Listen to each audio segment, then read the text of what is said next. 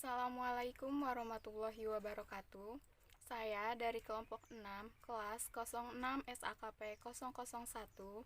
Di sini saya beserta teman-teman saya akan mempresentasikan mengenai laporan keuangan konsolidasi masalah khusus. Sebelum memulai presentasi, izinkan saya memperkenalkan diri terlebih dahulu. Perkenalkan, nama saya Rika Amelia sebagai moderator dan pemateri pertama, dan teman saya. Perkenalkan, nama saya Ratu Firantina. Di sini saya akan menjelaskan materi kedua. Perkenalkan, nama saya Putri Nuraini. Saya Rina Mariana sebagai pemateri keempat. Selanjutnya kita masuk ke pembahasan materi. Apa sih laporan keuangan konsolidasi masalah khusus itu? Laporan keuangan konsolidasi masalah khusus adalah laporan keuangan gabungan antara perusahaan induk dengan perusahaan anak, di mana dalam laporan keuangan tersebut terdapat masalah-masalah khusus dalam pembukuan laporan keuangan induk dan anak. Masalah-masalah khusus tersebut antara lain yaitu: yang pertama, laba antar perusahaan; yang kedua, obligasi antar perusahaan; yang ketiga, saham preferen dan saham biasa anak; dan yang keempat, dividen saham anak. Di sini saya akan menjelaskan mengenai masalah yang pertama, yaitu laba antar perusahaan. Sesuai dengan tujuan dan konsep penyajian laporan keuangan yang dikonsolidasi, laba rugi yang timbul sebagai akibat adanya transaksi antar perusahaan dalam hal perpindahan pengelolaan seperti menjual atau membeli barang dan atau jasa tidak boleh diakui. Di dalam laporan keuangan yang dikonsolidasi, laba atau rugi serta kenaikan atau penurunan nilai barang, jasa maupun harta tak bergerak yang telah diakui oleh masing-masing pihak harus dihapuskan atau dieliminasi. Di dalam laba antar perusahaan dibagi menjadi dua, yaitu laba atas sediaan dan laba atas aktiva yang disusutkan. Yang pertama, laba atas sediaan. Di dalam laba atas sediaan terdapat penjualan oleh induk dan penjualan oleh anak. Di dalam penjualan oleh induk terdapat dua penguasaan. Yang pertama, penguasaan 100%, yang artinya penjualan barang dagang oleh perusahaan induk yang memiliki penguasaan sebesar 100% atau sepenuhnya. Dan yang kedua, penguasaan kurang dari 100%, yang artinya penjualan barang dagang oleh perusahaan induk yang mana penguasaannya tidak sepenuhnya 100%. Contohnya, induk menjual kepada anak barang dagangan seharga 10.000, harga perolehannya adalah 6.000, yang berarti labanya adalah 4.000. Jawabannya, sediaan perusahaan anak didebit sebesar 10.000, eliminasi sebesar 4.000, dan neraca konsolidasi sebesar 6.000.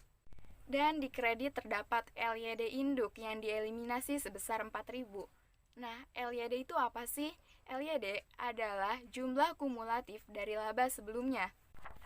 Dan yang kedua ada penjualan oleh anak. Sama halnya dengan penjualan oleh induk, penjualan oleh anak juga terdapat dua penguasaan, yaitu penguasaan 100% atau sepenuhnya dan penguasaan kurang dari 100%. Contohnya, anak menjual kepada induk barang dagangan seharga 10.000, harga perolehannya adalah 6.000, yang berarti labanya adalah 4.000.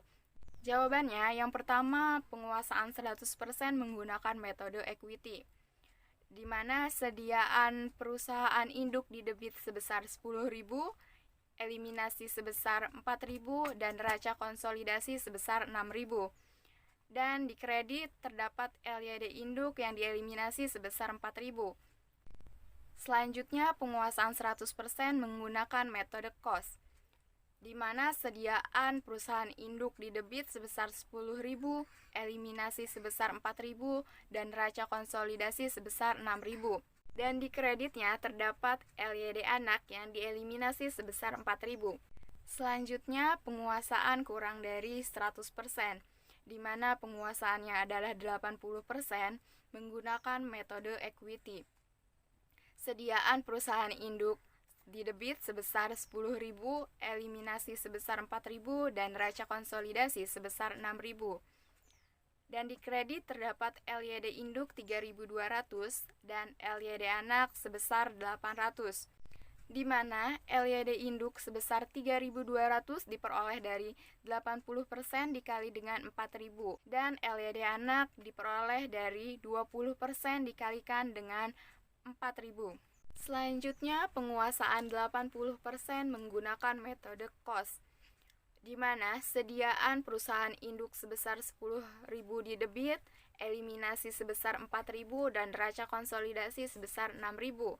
Dan di kreditnya terdapat LYD anak yang dieliminasi sebesar 4.000. Setelah laba atas sediaan, selanjutnya yang kedua yaitu laba atas aktiva yang disusutkan. Sama halnya dengan laba atas sediaan, laba atas aktiva yang disusutkan juga dibagi menjadi dua. Yang pertama penjualan oleh induk dan yang kedua penjualan oleh anak. Dalam penjualan oleh induk juga terdapat dua penguasaan, yaitu penguasaan 100% dan penguasaan kurang dari 100%. Contohnya, induk menjual kepada anak peralatan seharga 10.000, harga perolehannya adalah 6.000 dan umur ekonomisnya adalah 4 tahun, yang berarti labanya sebesar 4.000 dan penyusutan per tahunnya adalah 1.000. Jawabannya pada tahun perolehan terdapat peralatan perusahaan anak didebit sebesar 10.000, eliminasi sebesar 4.000 dan neraca konsolidasi sebesar 6.000. Dan di kredit terdapat LYD induk yang dieliminasi sebesar 4.000.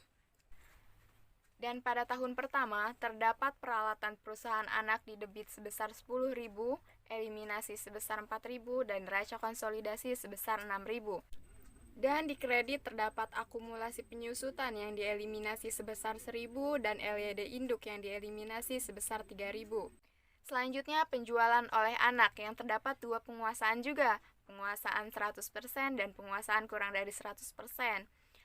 Contoh soalnya, anak menjual kepada induk peralatan seharga 10.000, harga perolehannya adalah 6.000 dan umur ekonomisnya adalah 4 tahun, yang berarti labanya adalah 4.000 dan penyusutan per tahunnya adalah 1.000. Jawabannya, pada tahun perolehan terdapat peralatan perusahaan induk sebesar 10.000 didebit, eliminasi sebesar 4.000 dan neraca konsolidasi sebesar 6.000. Dan di kreditnya terdapat LYD induk yang dieliminasi sebesar 4.000. Dan pada tahun pertama menggunakan penguasaan 100% metode equity. Terdapat peralatan perusahaan induk didebit sebesar 10.000, eliminasi sebesar 4.000 dan neraca konsolidasi sebesar 6.000. Dan di kredit terdapat akumulasi penyusutan yang dieliminasi sebesar 1.000 dan LYD induk yang dieliminasi sebesar 3.000. Selanjutnya, tahun pertama penguasaan 100% menggunakan metode cost, di mana peralatan perusahaan induk didebit sebesar 10.000, eliminasi sebesar 4.000, dan neraca konsolidasi sebesar 6.000. Dan di kredit terdapat akumulasi penyusutan yang dieliminasi sebesar 1.000 dan LYD anak yang dieliminasi sebesar 3.000. Selanjutnya, tahun pertama penguasaan kurang dari 100%, di mana penguasaannya yaitu sebesar 80% menggunakan metode equity. Peralatan perusahaan induk sebesar 10.000 didebit, eliminasi sebesar 4.000 dan neraca konsolidasi sebesar 6.000. Dan di kredit terdapat akumulasi penyusutan yang dieliminasi sebesar 1.000, LYD induk yang dieliminasi sebesar 2.400 dan LYD anak yang dieliminasi sebesar 600. LYD induk sebesar 2.400 diperoleh dari 80% dikalikan dengan 3.000 dan LYD anak sebesar 600 diperoleh dari 20% dikalikan dengan 3.000. Selanjutnya, tahun pertama penguasaan 80% menggunakan metode cost, di mana peralatan perusahaan induk sebesar 10.000 didebit, eliminasi sebesar 4.000 dan neraca konsolidasi sebesar 6.000. Dan di kredit terdapat akumulasi penyusutan yang dieliminasi sebesar 1.000 dan LYD anak yang dieliminasi sebesar 3.000. Baik, sekian materi dari saya. Materi selanjutnya akan dijelaskan oleh Saudari Ratu. Obligasi antar perusahaan. Obligasi adalah surat utang jangka panjang yang dijual belikan di market surat berharga. Transaksi obligasi sendiri dapat menimbulkan hubungan antara penerbit obligasi yang biasa disebut sebagai debitur, dan pembeli yang disebut sebagai investor obligasi. Obligasi termasuk ke dalam salah satu instrumen investasi di pasar investasi. Transaksi obligasi dapat terjadi pada saat perusahaan dengan hubungan induk anak pembeli obligasi yang diterbitkan oleh perusahaan lain dengan hubungan induk anak. Misalnya, perusahaan induk menerbitkan obligasi dan kemudian dibeli oleh perusahaan anak. Begitu juga sebaliknya, perusahaan anak menerbitkan obligasi yang kemudian dibeli oleh perusahaan induk. Atau bisa juga ketika perusahaan anak menerbitkan obligasi dan kemudian dibeli oleh perusahaan anak lainnya yang masih dalam hubungan perusahaan induk-induk. Di dalam neraca yang dikonsolidasikan hutang piutang antar perusahaan-perusahaan yang berafiliasi, akibatnya terjadinya pemilikan surat hutang obligasi atas transaksi jual beli, baik berupa barang dagangan, jasa-jasa maupun fasilitas produksi lainnya. Harus dieliminasikan sehingga hanya obligasi-obligasi yang dimiliki oleh pihak-pihak di luar perusahaan yang berafiliasi dilaporkan sebagai hutang obligasi. Penjualan oleh induk. Contoh soal: induk mengeluarkan obligasi 1000 lembar dan harga per lembarnya 100, jangka waktu 10 tahun. Anak membeli 100 lembar dengan harga 9.400. Dan jawabannya adalah utang obligasi 100, 1000 dikali 100, diskonto obligasi 8.000 sama dengan 800 dikali 10.000. Eliminasi utang 10.000 sama dengan 1000 dikali 100 dibagi 10 tahun. Eliminasi diskonto obligasi yaitu 800 sama dengan 8.000 dibagi 10 tahun. LED induknya yaitu 200 sama dengan 10.000 dikurang 9.400 dikurang 800. Contoh soal penjualan oleh anak yaitu anak mengeluarkan obligasi 1000 lembar, harga per lembarnya 100, jangka waktu 10 tahun. Induk membeli 100 lembar dengan harga 11.000. Jawabannya yaitu investasi obligasinya di induk 11.000, investasi obligasi dieliminasinya 11.000, dan kreditnya utang obligasi 100.000 pada anak, premi obligasi 8.000, utang obligasi pada eliminasi 10.000, premi obligasi pada eliminasi 800, dan LED anaknya 200. Materi selanjutnya akan dilanjutkan oleh Putri. Selanjutnya, di sini saya akan membahas apa itu saham preferen dan apa itu saham biasa. Jadi, saham preferen itu jenis saham yang memiliki hak-hak istimewa tambahan dari saham biasa. Jadi, pada dasarnya itu, saham ini adalah gabungan dari obligasi dan saham biasa. Jadi, jika seseorang memiliki saham preferen, ia tidak memiliki hak suara pada dalam rapat pemegang saham. Dan sedangkan saham biasa itu suatu sertifikat atau piagam yang memiliki fungsi sebagai bukti hak kepemilikan suatu perusahaan dengan berbagai aspek-aspek penting bagi perusahaan. Adapun juga sifat saham dari preferen. Yang pertama itu bisa kalian lihat tidak kumulatif dan tidak berpartisipasi. Dan yang kedua itu kumulatif dan tidak berpartisipasi. Yang ketiga tidak kumulatif dan berpartisipasi penuh. Yang keempat kumulatif dan berpartisipasi penuh. Saya akan menjelaskan apa itu tidak kumulatif dan tidak berpartisipasi, yaitu di mana klaim terhadap kekayaan bersih perusahaan sebatas nominal, dan sedangkan kumulatif dan tidak berpartisipasi yaitu klaim terhadap kekayaan bersih perusahaan sebatas nominalnya tetapi mempunyai hak atas dividen. Dan tidak kumulatif dan berpartisipasi penuh di mana hak atas dividen hanya apabila perusahaan mengalami laba saja. Dan kumulatif dan berpartisipasi penuh mencakup hak atas kekayaan bersih dan laba.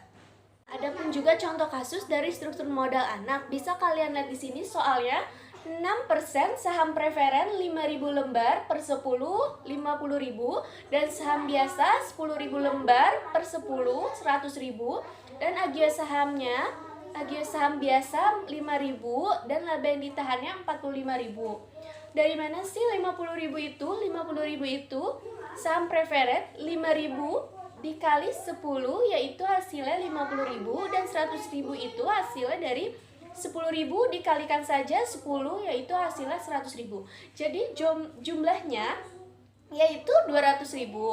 Nah, di sini saya akan memberikan jawabannya dari tidak kumulatif dan tidak berpartisipasi. Bisa kalian lihat juga di kolom pertama itu ada saham preferen, di kolom kedua saham biasa, dan itu jumlahnya. Jadi saham preferen itu nominal sahamnya 50.000, bisa kalian lihat lagi di contoh soal sebelumnya. Dan di saham biasa itu ada 100.000 dan jumlahnya itu 150. Dan kalau di saham preferen, agio sahamnya itu nggak ada, jadi dikosongkan saja. Dan di saham biasanya, agio sahamnya 5.000 dan jumlahnya itu 5.000. Laba yang ditahan, saham preferen dikosongkan saja, dan di saham biasa itu ada 45.000, jadi total itu jumlahnya 45.000. Jadi jumlahnya itu bisa kalian tambahkan saja, saham preferen itu 50.000 dan saham biasanya 150.000 dan jumlahnya itu 200.000. Jadi masing-masing saham preferen kalian tambahkan saja, dan saham biasanya juga kalian tambahkan saja. Nah, yang kedua itu kumulatif dan tidak berpartisipasi. Di kolomnya itu tetap sama, ada saham preferen, saham biasa, dan jumlah. Di saham preferen itu nominal sahamnya 50.000 dan saham biasanya 100.000, jumlahnya itu 150. Sama seperti tidak kumulatif dan tidak berpartisipasi. Dan yang dibedakannya itu di laba yang ditahannya.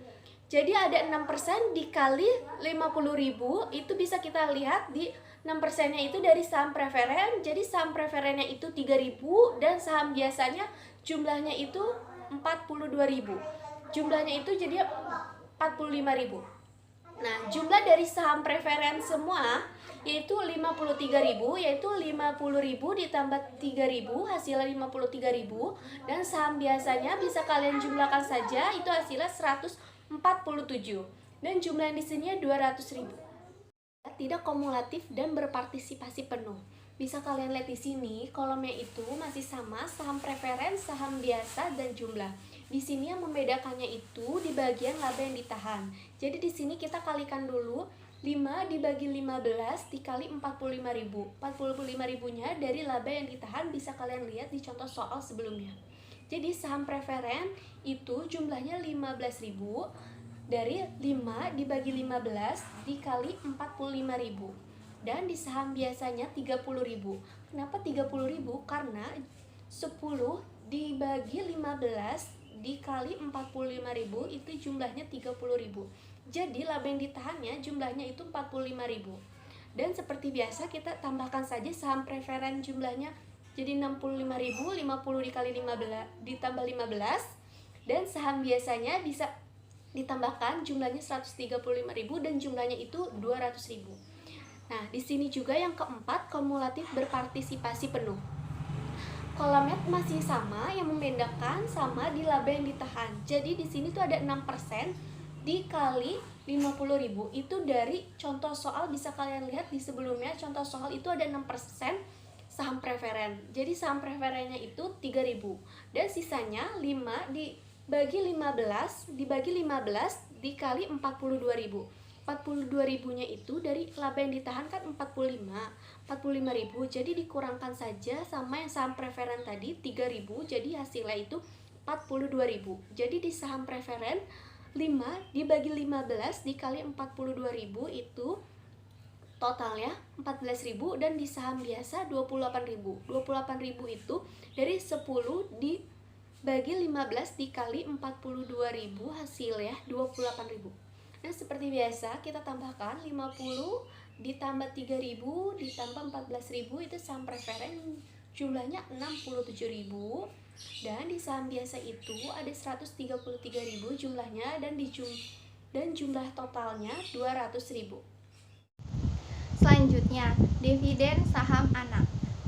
Pemberian bonus saham yang dibagikan oleh perusahaan anak ini akan menyebabkan terjadinya perubahan pada posisi modalnya.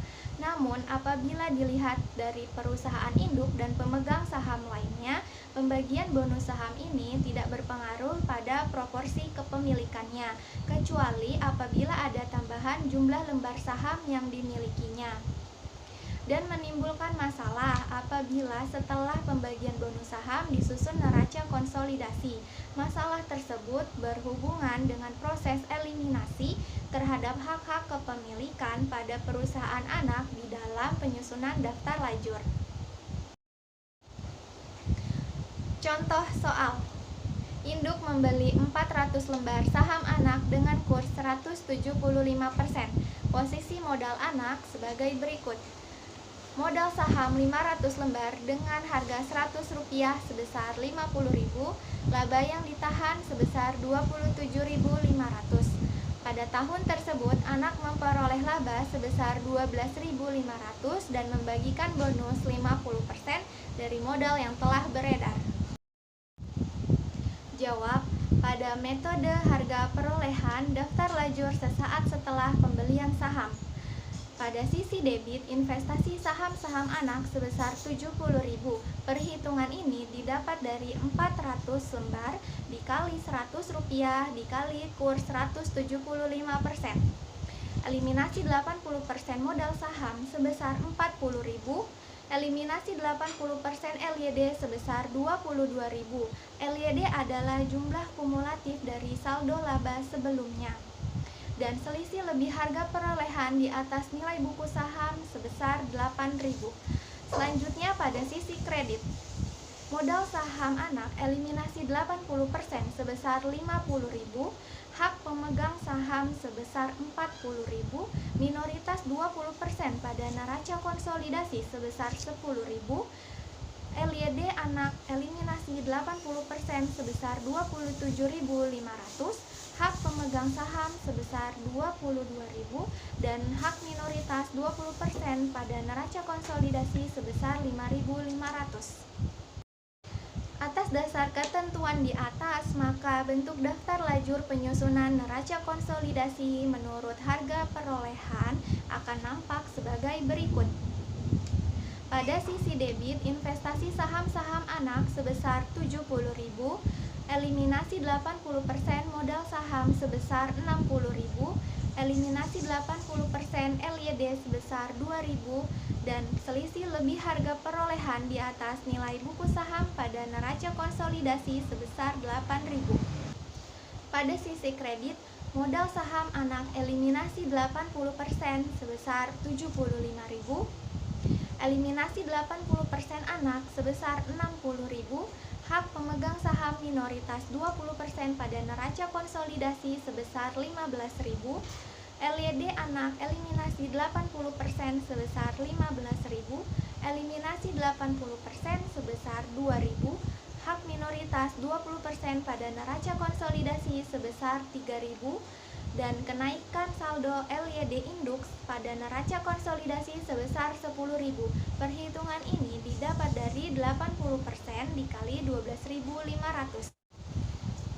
Selanjutnya, metode ekuitas. Bentuk daftar lajur penyusunan neraca konsolidasi yang disusun dengan berdasarkan contoh di atas akan nampak sebagai berikut. Pada sisi debit, investasi saham-saham anak sebesar Rp80.000, eliminasi 80% modal saham sebesar Rp60.000, eliminasi 80% LYD sebesar Rp12.000, dan selisih harga perolehan di atas nilai buku pada neraca konsolidasi sebesar Rp8.000. Pada sisi kredit, LYD induk pada neraca konsolidasi sebesar Rp10.000, modal saham anak eliminasi 80% sebesar Rp75.000, eliminasi 80% sebesar Rp60.000, hak minoritas 20% pada neraca konsolidasi sebesar Rp15.000, LYD anak sebesar Rp15.000, eliminasi 80% sebesar Rp12.000, dan hak minoritas 20% pada neraca konsolidasi sebesar Rp3.000. Selanjutnya, jurnal pada metode ekuitas. Debit investasi pada anak sebesar 10.000, kredit laba rugi sebesar 10.000. Perhitungan ini didapat dari 12.500 dikali 80% penguasaan. Sekian penjelasan dari saya kembalikan kepada moderator. Terima kasih. Sekian presentasi dari kelompok kami, kurang lebihnya mohon maaf. Wassalamualaikum warahmatullahi wabarakatuh.